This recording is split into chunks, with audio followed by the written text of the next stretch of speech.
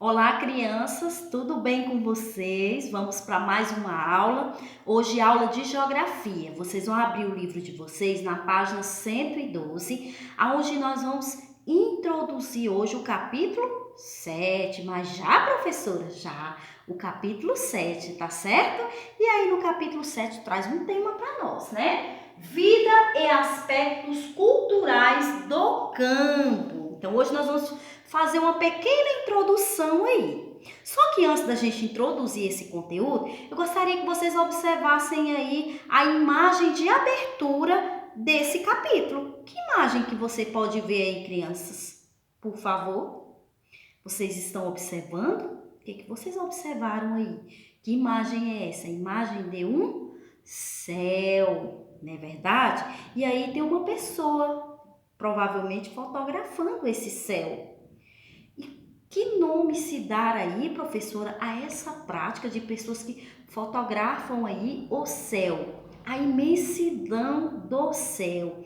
Então, um nome aí, crianças, que não é muito visto aí por vocês não, tá certo? Um nome estranho.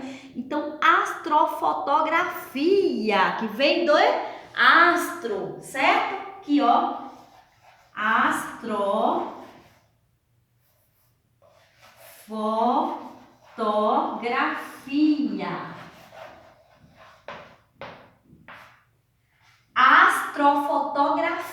Astrofotografia, tá? É complicado, mas se você praticar, você consegue falar. Astrofotografia. Então, é a prática de fotografar a imensidão do céu.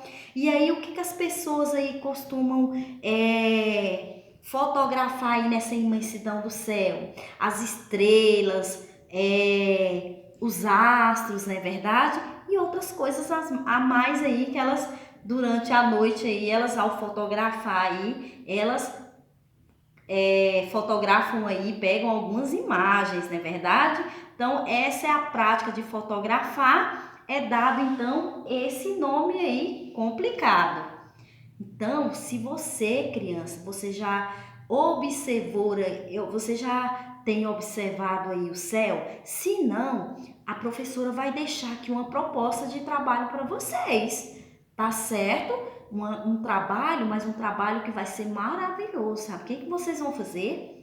Vocês vão, quando chegar a noite, vocês vão apagar as luzes aí da casa de vocês e aí vocês vão chamar aí o papai, a titia, a vovó, quem vai estar com você no momento. Então você vai chamar, vamos observar o céu e aí depois você vai me falar como que foi essa observação, que eu tenho certeza que cada um de vocês vão descobrir aí coisas novas ao observar esse céu, tá certo, crianças? E aproveitando aí, vocês sabiam qual que é o melhor céu para se fotografar?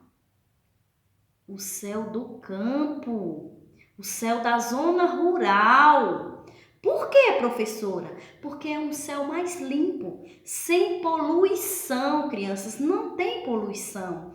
Vocês já viram muito em nossos estudos aí, a professora falar que a zona urbana, que é a cidade, tem muita poluição, não tem? Por isso que o nosso ar, ele acaba ficando aí prejudicado, não é verdade? E acaba nos prejudicando. Por quê? Porque é muito poluído. Então, o céu do campo é o melhor céu para se fotografar. Tá certo, crianças? Porque lá você observa aí a paisagem rural, é uma das grandes diferenças aí também, e a presença da vegetação e elementos também naturais.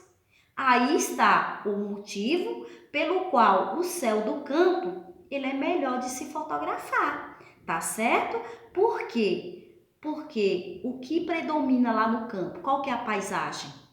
Natural. A gente vê ali elementos naturais, certo, crianças? Então vocês vão observar aí. E no campo, crianças, já passando para outra página, no campo, na página 114, moram alguns povos que dependem da natureza para manter seus modos de vida.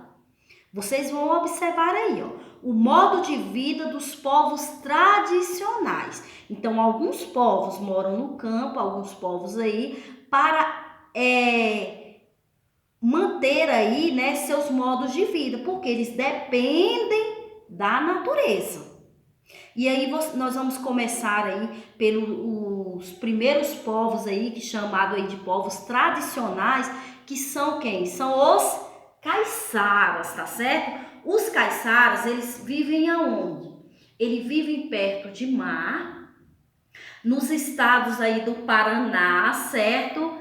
De São Paulo, Rio de Janeiro, praticam aí a pesca tradicional, ou seja, porque há uma preocupação muito grande por parte desses povos em preservar aí a natureza. Por isso essa pesca tradicional e o cultivo aí de pequenas plantações.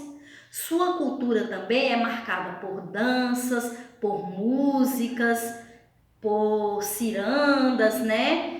Tem grande conhecimento. Esses povos, eles têm grande conhecimento aí, crianças, das plantas e dos animais que vivem na Mata Atlântica.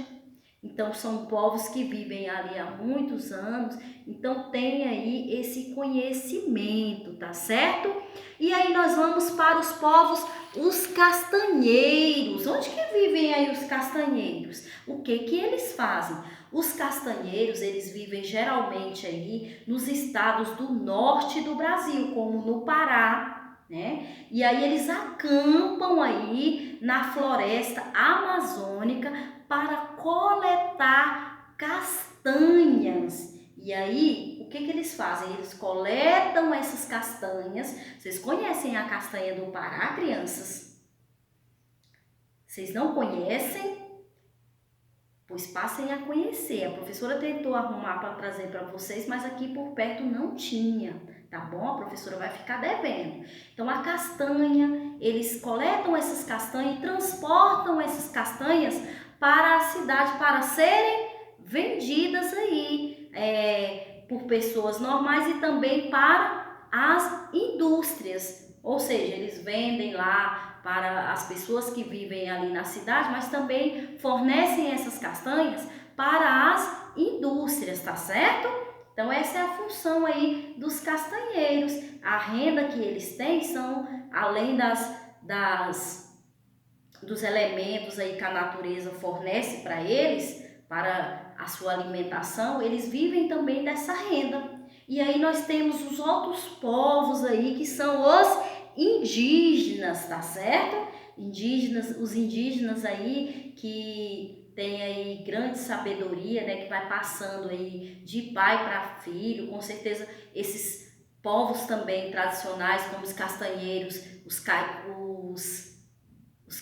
caiçaras também, né, transmitem aí essa sabedoria que vai passando de pai para filho, tá certo? Assim como nós também vamos passando alguns conhecimentos para os nossos filhos. Esses povos também, eles fazem isso aí. E os indígenas, eles têm grande conhecimento aí com a natureza. Por quê? Vocês lembram lá que eles foram os primeiros habitantes a habitar aqui no nosso país? Então, qual foi a preocupação dos indígenas? Preservar aí a vegetação, a natureza, os elementos naturais. Então, eles tinham sempre essa preocupação em preservar. Por quê? Porque eles dependiam da natureza para retirar dela ali os seus alimentos ali e retirar os seus remédios, assim também como esses povos tradicionais. Tá certo, crianças? E aí, logo em seguida, crianças, vem um momento que é chamado de atitude. Nesse momento de atitude, nós vamos aqui estar falando da empatia. O que é a empatia? É um sentimento que todo ser humano deve despertar, que é colocar-se no lugar do outro.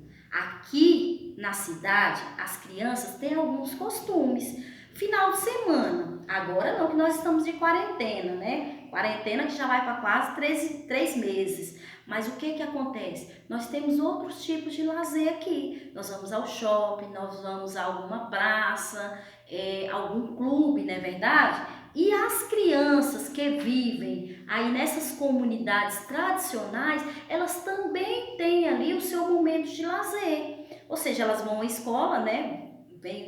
Alguns povoados já existem ali nas escolas, outros não, ainda vão para a cidade, mas cumprem ali com o seu dever e depois também, sábado e domingo, eles também têm um momento de lazer deles. Como você pode observar aí, crianças, ó, aqui alguns momentos, né, de lazer de algumas crianças aí, dessas comunidades tradicionais, aonde um dia de sol aí, o que eles vão fazer? Eles vão banhar nos rios, né? E aí aproveitar essa natureza.